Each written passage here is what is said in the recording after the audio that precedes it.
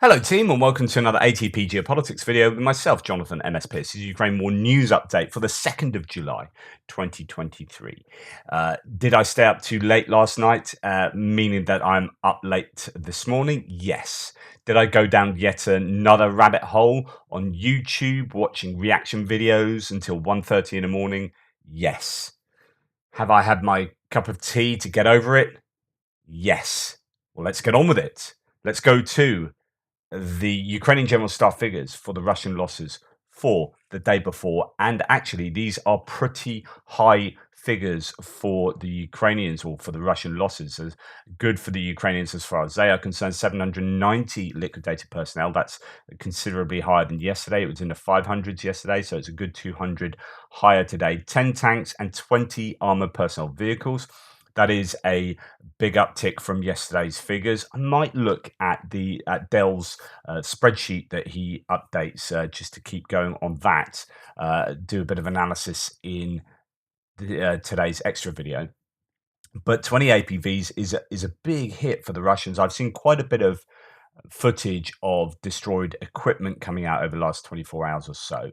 26 artillery systems is another big loss for the Russians for artillery, and 5 MLRS, 5 multiple launch rocket systems. That's one of the higher figures I've seen for MLRS from the Russian losses, for the Russian losses in a single day. So a really significant day across those categories. 1 anti-aircraft warfare system. I do have some footage of a book being hit by Storm Shadow or almost being hit, and that could be where we've seen the wreckage of the Storm Shadow missile. Claims it was shot down. I don't know if it was definitely shot down. Yeah, we'll have a look at that in a second. 12 drones. Won't be from last night. There was some drone activity last night and cruise missiles. Just a little bit, a bit of an attack from the Russians.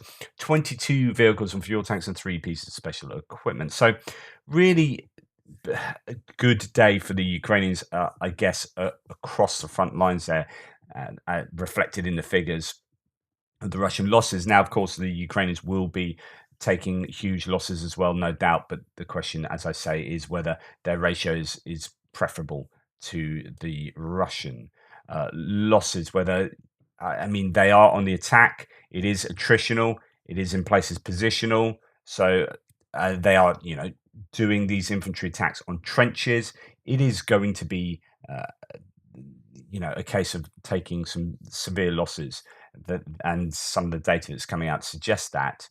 But I just think that, yes, while they will be taking losses, the Russians will be taking far more. I think there's a concerted effort to take out Russian logistics hubs, troop accumulations, warehouses with long distance munitions like Storm Shadow, HIMARS, artillery, so on and so forth.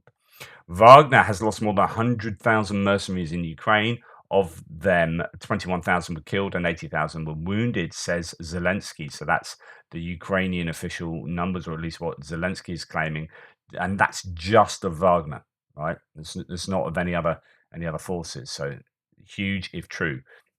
This is a couple of days old, but this is a T90 tank, T90M, I think, one of their supposedly best tanks, having a pretty catastrophic explosion there. It's not moving, so there's all likelihood that it's been disabled already. But yeah, the Russians losing some of their better equipment, and for the Ukrainian equipment that's been lost previously, this pertains to Bradleys and Leopards that were lost. I think this might even be in that Orikhiv, south of Orikhiv, Malatok Machka area where they took those huge losses. Well, it appears that they are in control of that area now because they are using these Berger Panzers, the German provided ARVs, armored recovery vehicles, to tow some of these abandoned Ukrainian pieces of equipment away. So that's good news. I don't know how many will be fixable. And just to give you an idea of the sort of activity that's been taking place, the White Wolf Special Unit gives a monthly summary. So just their one unit, and I did this yesterday with another unit. One unit in 1 month has taken out 23 tanks. That's almost a tank a day. 8 BMPs, 2 MTLBs, 21 armored vehicles, 10 artillery systems, and MLRS 2 units of special equipment, 34 dugouts, 11 firing positions, 3 ammo warehouses, and 3 places of concentration of personnel. And they just give a really quick kind of montage of at least some of those hits. Just yeah, really effective group, this White Wolf group, and we saw them previously with montages they did of work around, I think it was Bakhmut and or Avdiivka, and now they are, I presume, operating on the southern front as well. So lots and lots of um, uh, IED activity released from drones. So the White Wolf unit being really effective. Okay, moving on to sort of missile attacks and whatnot. Here we have the claim that 8 Shahed drones were taken out and 3 Caliber cruise missiles were taken out by the Ukrainian air defenses. I don't know whether that was 100% of the stuff that was sent over. Oh yeah, all 11 was successfully shot down. So that they were fired. All that was all that the Russians fired, according to Tim White here, and 100% of the stuff was shot down. Again, when they do that, you're trying to work out whether that is a clever use of their munitions. If they're going to have 100% shot down, are they using them sensibly, or is it fine for them to get shot down? These are kind of sacrificial, trying to find out where the air defenses are and where there are holes or where there aren't holes. So anyway, talking about that Storm Shadow. So this is the Pantsir S1 shooting down. It wasn't a book; it's a Pantsir shooting down the Storm Shadow missile. But there is a but, and actually we'll look at it on this version. I don't quite know what's going on here. So it fires. There's a bunch of missiles fired off, presumably at the Storm Shadow.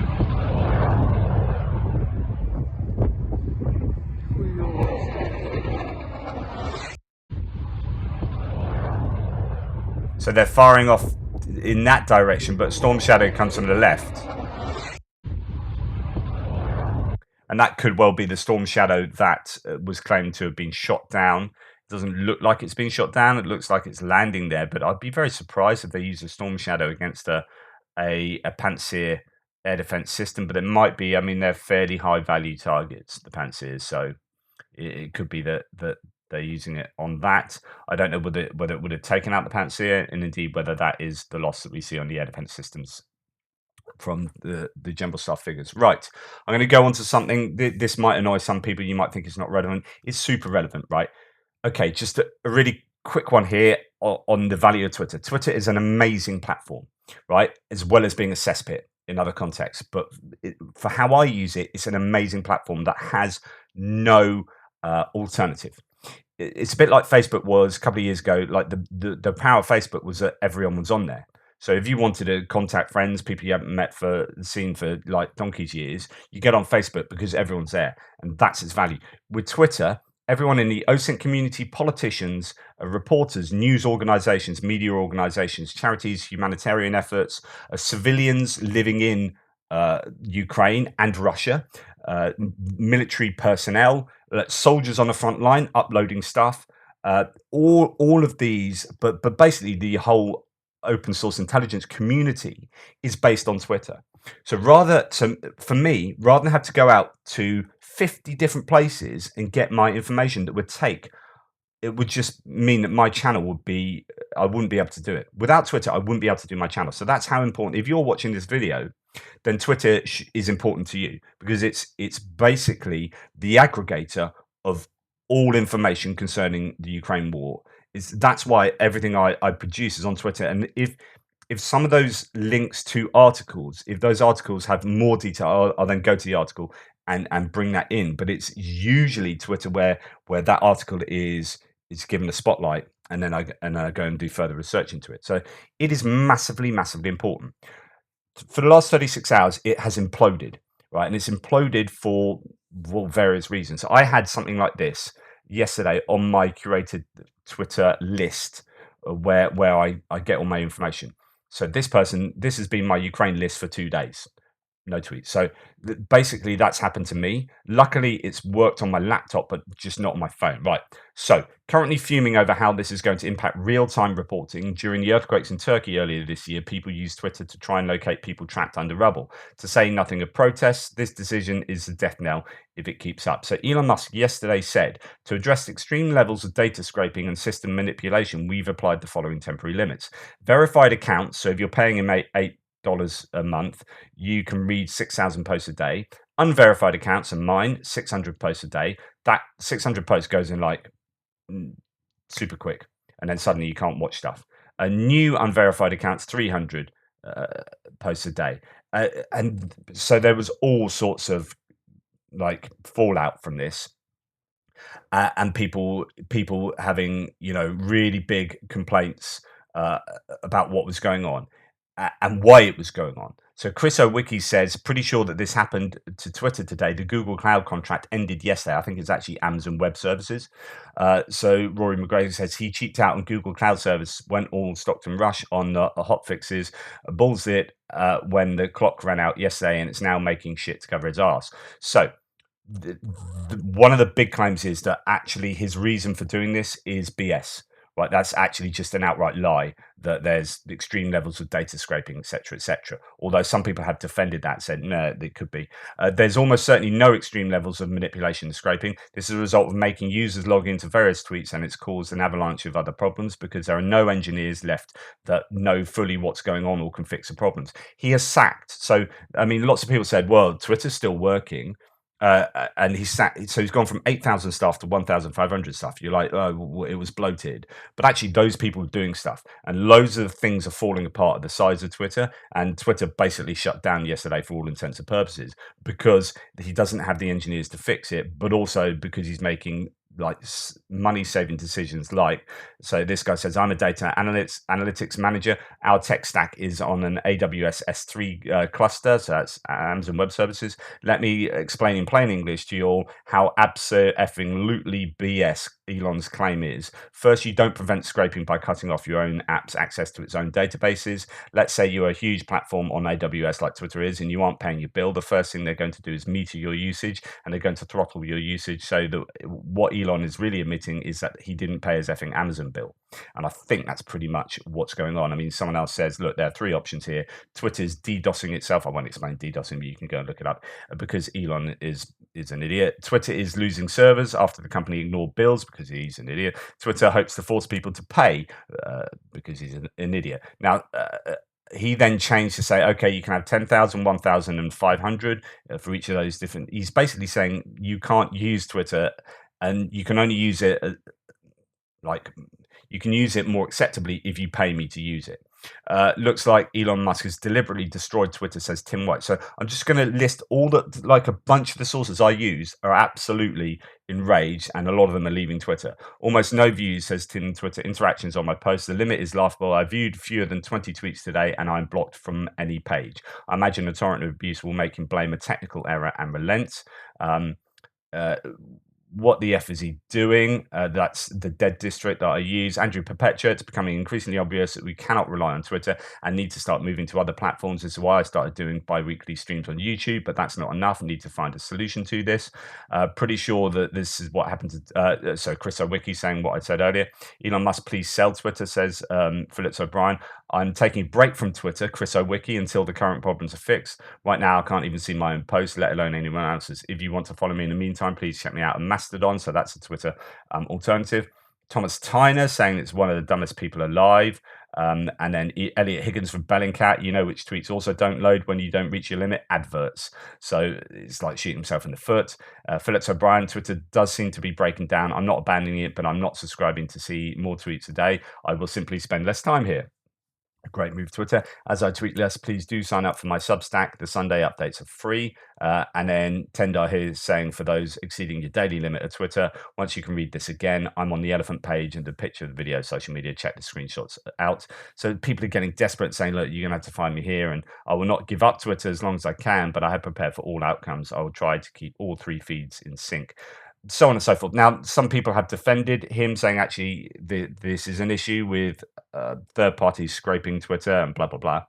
but it does seem like this is actually just him having made decisions that made the advertisers flee, which means he has no money, which means he was skimping on paying bills. So what happened is we know definitely that that the deal with Amazon Web Services was due to run out yesterday or on the 30th of June. So this all happening on the 1st of July. This is no like coincidence. This has happened for a reason, and it is entirely because it seems he has skimped on paying his dues. So there you go. Anyway, why is that important? What's that got to do with Russia? Actually, all the people who give information to me on Russia and Ukraine use Twitter, and I get all of my information from Twitter, and I've struggled over the last 24 hours to get as much information as I usually would, and this might be a problem going forward.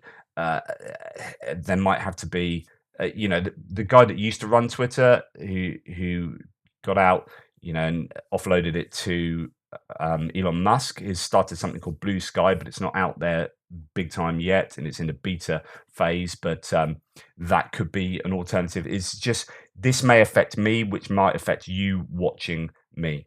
So I just have to keep you abreast of these things. But it is just Twitter's being a long list of ridiculous decisions that are pointing towards an implosion. Right. On other things, we are seeing rumors of, and these are rumors, Ramzan Kadyrov from Chechnya, the Chechen warlord. But there are so many of these rumors that I had to say it. So he apparently his kidneys failed and he can no longer speak, and he's on his deathbed. Is the claim?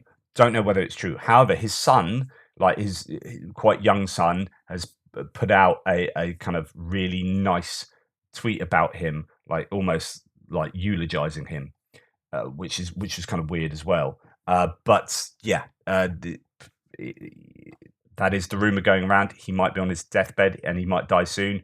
That could have an effect on the war, or it might just be a load of rubbish. The Ministry of Defense of the Russian Federation has terminated the contract with Yevgeny Prigozhin's company, which was engaged in catering for the Russian military. This is why it's called the Chef, right? Food, hot dog stands, food company, big deal with the Russian MOD and schools, education and Russian MOD. It's called the Chef, but of course he's now being investigated. Everything that he's got seems to be shutting down. Troll factories, his catering company, employees of the catering company Concord were fired the day before without severance pay. ISW is reporting that Russian propagandists are likely conducting an information campaign to destroy Wagner Group's reputation. This seems definitely true. So if you check out what the propagandists have said on TV last couple of days, if you check what everyone is saying on the socials and out in public about Wagner, it seems like they've gone from hero to zero really, really quickly. And this is a concerted effort, masterminded by the Kremlin to screw over Prigozhin and Wagner. The reputation, so campaign to destroy their reputation as a uniquely effective fighting force, so that you're starting to hear propagandists say, rather than well done Wagner, you were the only people that succeed and you took Bakhmut and you're the only ones that gained any significant ground. Taking like my position and the Ukrainian position is like, why did it take you so long to take Bakhmut? 11 months to take one small town. Wagner, really crap. It's like, oh wow, that's really interesting. So there's a 180 flip there, and that's an admission that you were wrong at one point. And now you're agreeing with what I've been saying and other analysts, and it just goes to show that the Russian trolls on my threads are now, some part of their narrative is wrong, or what their own sort of Kremlin narrative is saying is wrong. Either Bakhmut was a success or it wasn't a success, right? Which one is it? I'd say it wasn't a success, and the propagandists are now saying that as well. So all in an attempt, I think, to attack Wagner. Okay, the result is nearing. So Igor Girkin has got involved, a nationalist. Obviously, you know who he is, Russian nationalist with 900,000 Telegram followers. These are the key points from what he said. A week since Prigozhin revolted, he shot down 6 aircraft and killed more than 10, no one knows for sure, Russian soldiers. No measures have been taken to punish the rebels. Rather, Prigozhin travels around and freely enters Russia, and everyone behaves like this is normal. None of the incompetent or cowardly government leaders, nor those who ran away when Prigozhin showed up, have been punished, and the president doesn't even talk about it. The result? Another rebellion is not far off. We only need to wait for another defeat at the front of the rebellion and the rebellion will begin. It does not matter who starts a revolt. No one can and will resist against a rebellion. Nobody at all. It makes no sense risking your life defending such a useless and miserable government. You cannot save a country whose leaders are so rotten that they have lost the elementary instinct of self-preservation, which they prefer to do nothing. When well-known hardline Russian nationalists, this is going back to the source, who happen to be former intelligence, openly say that the situation in Russia is out of control, things are about to get very exciting in Moscow. Of course, that's one side of the spectrum of interpretation here. But, the whole mess with Prigozhin is still going on, and it is, I think, reflective of something being really thoroughly rotten in the state and heart of Moscow. So, yeah.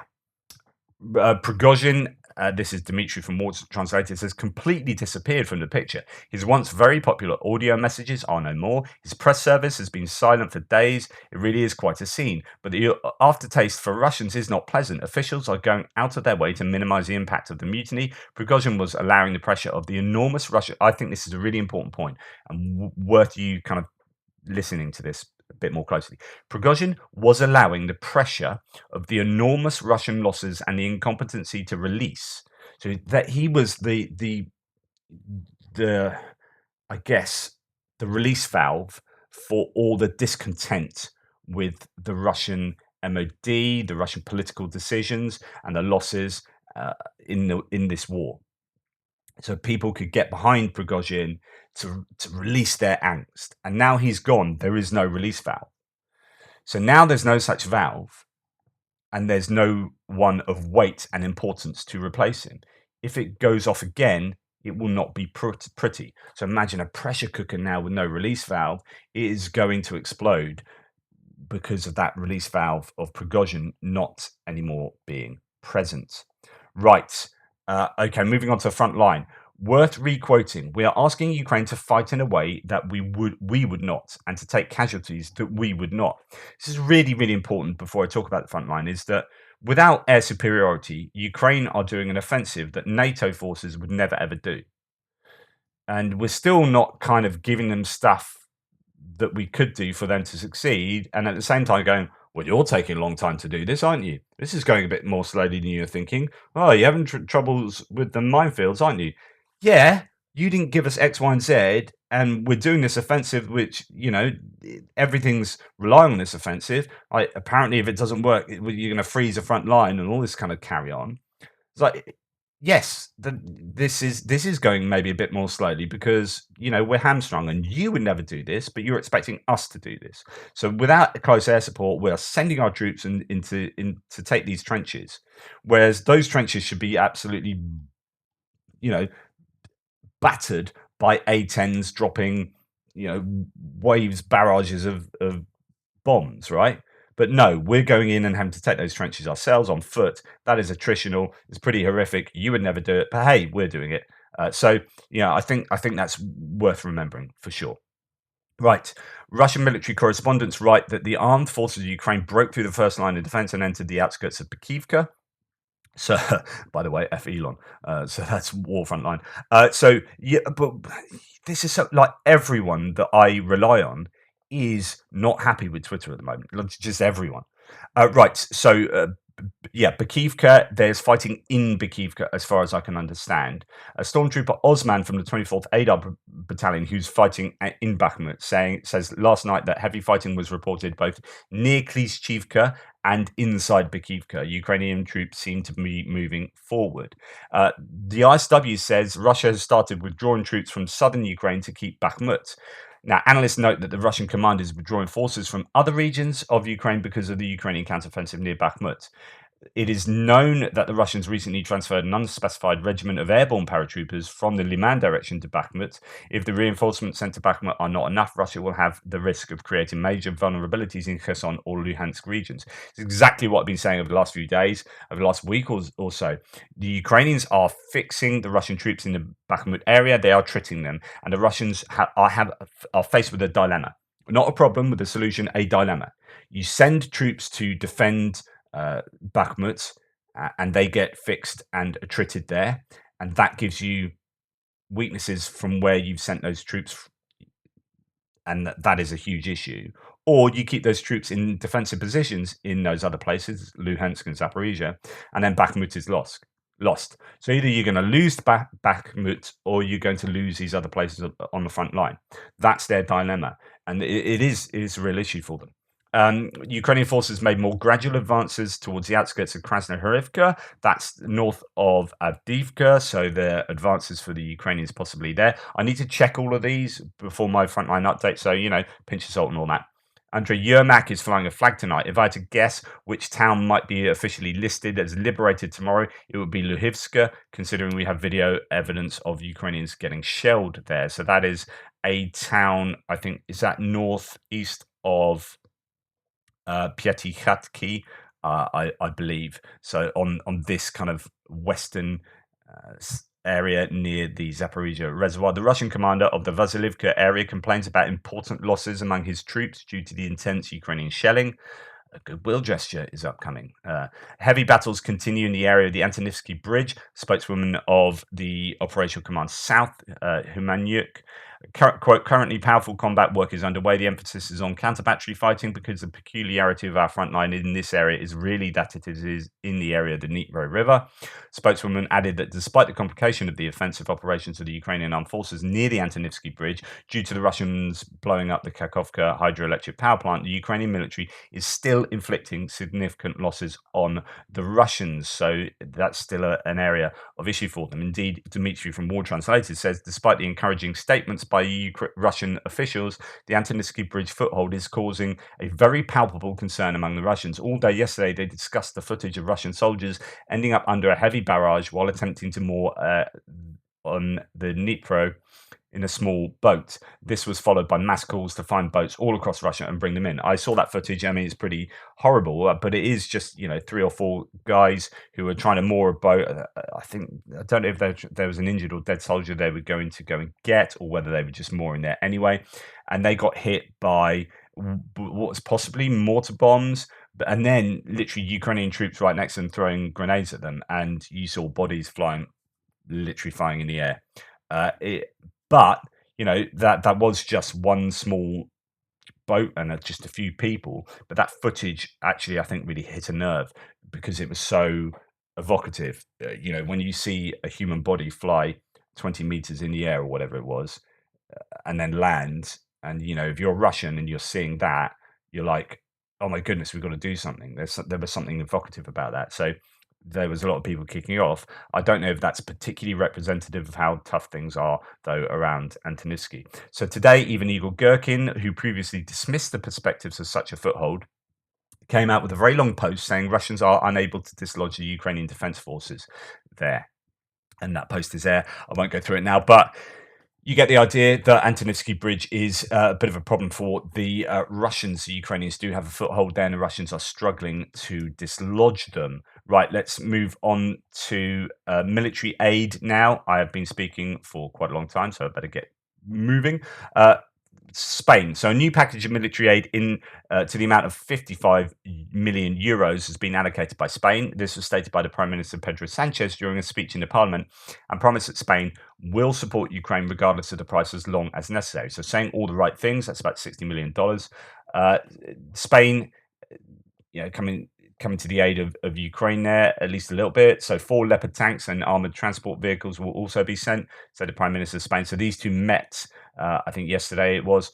He also announced the dispatch of a mobile field hospital. And I'm going to come back to this just to show you something about when they were meeting. The US is considering providing cluster munitions. It seems that is a step closer. That's according to America's top military officer. That's Mark Milley. said for a long time they've been thinking about providing these munitions. He noted that Russian troops are using them on the battlefield in Ukraine, and that Ukrainian forces have received cluster bombs from other allies and have deployed the arms. So, absolutely, the, is, they've they've asked for them. B, the Russians are using them. C, other nations have given them, like Turkey, have given them cluster munitions. So, why aren't the US? And as well, to add to that list, they would be super useful for clearing out these sort of smaller trenches, well, trenches in general, that the Russians are hanging out in. So, right, moving on to Ukrainian and Slovak arms factories agreed on the creation of a new 155mm self-propelled gun. The main goal of cooperation is to adapt the Slovak self-propelled howitzer EVA to Ukrainian requirements and integrate technical solutions from Ukrainian partners. From Ukraine, the Kramatorsk heavy machine tool construction plant participates in this integration, and from Slovakia, the state company Constructor Defense will participate. So it's just tinkering with an already existing self-propelled gun, so it can meet the specific Ukrainian needs, and then getting that to Ukraine. I don't know what the time frame on something like that would be, though. This I find very, very interesting. It has been brought to my attention, says OSINT Technical, that the weapon pylon adapter for the Ukrainian Su-24 Storm Shadow has been borrowed from an out-of-service RAF Tornado. So there was a lot of calls earlier on to give Tornadoes. Germany was still kind of using them, just come to the end of their life in the German armed forces, Air Force. The UK is now not using Tornadoes. Do we have a lot in stock?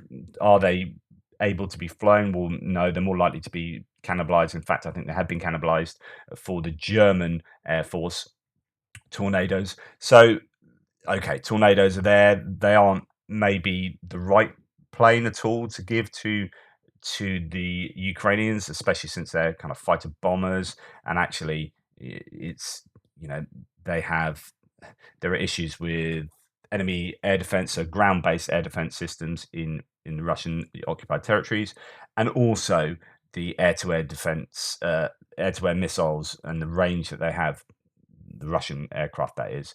So that actually Tornadoes, I don't think would have been the right plane to have given. However, they appear to be butchering them to adapt the Su-24s to be able to fire Storm Shadows, the UK missiles. So yes, there are parts of RAF Tornadoes launching Storm Shadows over Ukraine, and actually there's a bit more pylon on a pylon. Yeah, bit closer footage here to suggest that that is indeed the case. Right, the UK intelligence update says that Russia has cancelled, talking about planes, has cancelled the 2023 iteration of MAX. So it's the international air show that they have every other year. MAX takes place near Moscow and showcases Russia's civil and military aerospace sectors, and it's become a key to securing export customers. Now, they're not doing this, and it may be for genuine security concerns. You've got a lot of drones flying around Moscow. Having something like this would probably be a bad idea. But also, they don't have the personnel, airframes. It's not really the right sort of time. They're all of the reasons why they aren't going to hold that would hold. And then the knock-on effects will be, I'm sure, pretty salient for them, which is they aren't going to sell Russian airframes going forward. This is an opportunity for them to showcase their Russian airframes and say you should buy these to international sellers. They're appealing to them, and international buyers. Sorry, that's not going to happen. So yet again, we are seeing the Russian defense, industrial military defense complex sink down the export lists. I'm sure I haven't seen the list from last year, but they used to be second, Russia, and they it would be impossible for them to be in second position now. I'd be amazed if they're even in the top 10. They can't be selling stuff abroad because they can't make stuff for their own armed forces, and they're using a lot of their export. We've seen export tanks being used on the front line, export tanks like we've seen India buy previously. In fact, there were some claims that they were the Indian export tanks that had been brought back to be fixed up. There were some Indian journalists who were claiming this that were then sent to the front line. So India were done out of some of their own tanks. Arguably, not sure that actually happened, but yeah, I can't see that the Russian defense industry is going to be viable going forward for the next goodness knows how many years. And here's another nail in its coffin. The war has been exceptionally challenging for Russia's aerospace community. The sector is struggling under international sanctions. Highly trained specialists are being encouraged to serve as infantry in the Roscosmos Space Agency's own militia. Meanwhile, Commander-in-Chief of the Aerospace Forces, General Sergei Surovikin, has not been seen in public since the abortive mutiny by the Wagner Group, for whom he served as point of contact with the Russian Ministry of Defense. So, yeah, all going a bit wrong for the Russians there. On the other hand, they have said a press release saying that they are going to produce 1,600 tanks per month. It claims it is producing that. I mean, I haven't verified that. I need to check that. But that's an insanely large number and is clearly nonsense. As Nell Report says, 1,600 press releases a month. They mean there was talk that their Ural Vagon Zarod, I probably butchered that, manufacturing plant is going to exclusively produce tanks from now on. Their most lucrative production line was, I think, trains, so they're going to stop doing that, or carriages or something, and just produce tanks. Which shows that they are pretty desperate, but you're thinking, well, possibly they can then up their production. And now the claims that they're producing 1,600 a month, I severely doubt it. Right, going on to geopolitical matters, going back to Spain. Spain's PM Sanchez arrived in Kyiv yesterday, where he delivered a speech to Parliament and went on to meet Zelensky. And again, as we talked about already, they're going to support Ukraine for as long as it takes with an aid package. Spain signed a declaration of support for Ukraine's accession to NATO, and said Zelensky, the declaration says that Spain will support strengthening NATO's partnership with Ukraine and the creation of a NATO-Ukraine Council for further cooperation. That's really significant. And then this is what I wanted to talk about as well. Like, that is a very human hug there.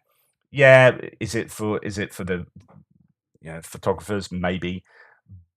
But that to me shows you a massive difference between Ukraine and Russia. Putin would never ever do that. There's a humanity about Ukraine, and there's a humanity about Zelensky that is pitted massively against the lack of humanity of Russia, and the lack of humanity of Putin in particular. And in fact, I'm reading a book at the moment. So going to what I've read recently, I might talk about some of these books in just a quick segment sometime. But I'm reading The Russo-Ukrainian War. No, I'm not. I've read that. I'm reading Invasion, Russia's Bloody War and Ukraine's Fight for Survival by Luke Harding. This is a really well-written book so far. It's a really good book. I'm only, as you can see, 21% through it, but it gives you a really good understanding of what took place just before, politically speaking, with Zelensky, how he got into power, how he was actually kind of not doing what a lot of people were expecting to do with regard to Russia, and that really annoyed Russia, and that interplay between Zelensky and Putin really it's given me a really interesting insight. But some of the speeches and some of the quotes coming out from that book, from several people, but from Zelensky as well. I know he's got a speechwriter, but he's just like the difference in having someone who is an actor who understands PR and understands, what was it that someone said of him? I think it was Jonathan Friedman from The Guardian said he was that Zelensky is Churchill with an iPhone. And I think that nails it for me. Oh, I just got goosebumps. So when you go back to look at this, it's just, I think history will look very kindly on Zelensky because of what he's done, what he's said, how he's behaved. Really tremendous person. And that is summarized, I think, to some degree by that photograph. Anyway, Prigozhin's rebellion weakened Putin's power. Now, this is a couple of days old now. I didn't report on it, but I think I should now. Lots of people are still talking about it. Prigozhin's rebellion weakened Putin's power in a certain way. Now is the time to bring Russia and Ukraine to the negotiating table and stop the war. This is Trump. So what has Trump said? He had a photo interview, I think, with with Reuters. So, former US President Donald Trump, a longtime admirer of Russian President Vladimir Putin, said on Thursday Putin has been somewhat weakened by an aborted mutiny, and that now is the time for the US to try to broker a negotiated peace settlement between Russia and Ukraine. I want people to stop dying over this ridiculous war, Trump told Reuters in a telephone interview. Um, on Ukraine, Trump did not rule out that the Kiev government might have to concede some territory to Russia in order to stop the war, which began with Russian forces invading Ukraine 16 months ago. He said everything would be, quote, subject to negotiation if he were president, but that Ukrainians. So if he was president, everything would be subject to negotiation. In other words, he's appeasing Putin here. Like, whatever your views on Trump, on Ukraine, he's definitely not pro-Ukrainian. He's saying, yeah, they should. He's basically wants them to go to negotiation table now, apparently to stop the ridiculous war, to stop people dying. No, this seems to be very much appeasement to me. He wants them to go to the negotiation table now, and that they should be conceding territory, or that nothing's off the table. Everything is subject to negotiation. If he were president, but that Ukrainians would have waged a vigorous fight to defend their land, have earned a lot of credit, damned by faint praise, I guess. Well done, you've earned a lot of credit. Quote, I think they would be entitled to keep much of what they've earned. Just this statement makes me so angry. I have to hold back a little bit here. I think they would be entitled. I think they'd be entitled to keep much of what they've earned. Every word in that is problematic. I'm getting angry. They've earned, it's theirs. Like, I've got a house here. Well, that's a bad analogy, because I've literally earned that by paying for it with a job. But like, this is their sovereign nation. It's democratically independent and sovereign. Like, they haven't earned it. It's theirs. Like, Russia hasn't earned. The US hasn't earned their country. Like, you could talk about go back in history and earning it in that way. But right now, the Americans now haven't earned Texas. They haven't earned Michigan. Like, it's ridiculous. I think they've been entitled to keep much of what they've earned, and I think that Russia likewise would agree to that. You need the right mediator or negotiator, and we don't have that right now, he said, the implication being that he's the right negotiator.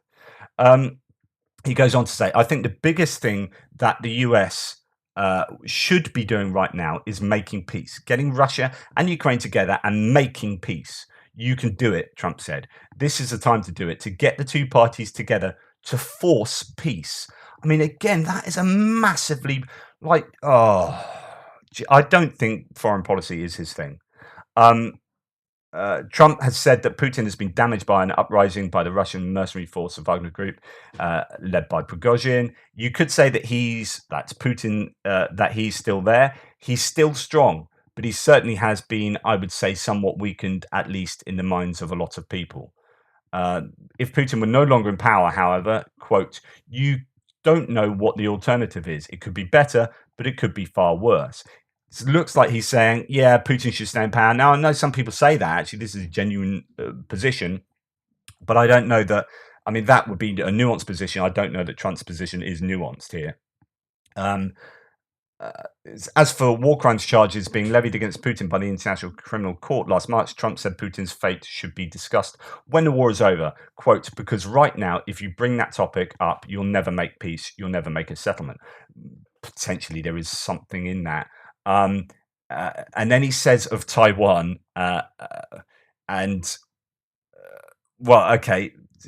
on Taiwan, he says, I don't talk about that. And the reason I don't, because it would hurt my negotiation position. He said, all I can tell you is for 4 years, there was no threat. So under Trump, there was no Chinese threat in Taiwan.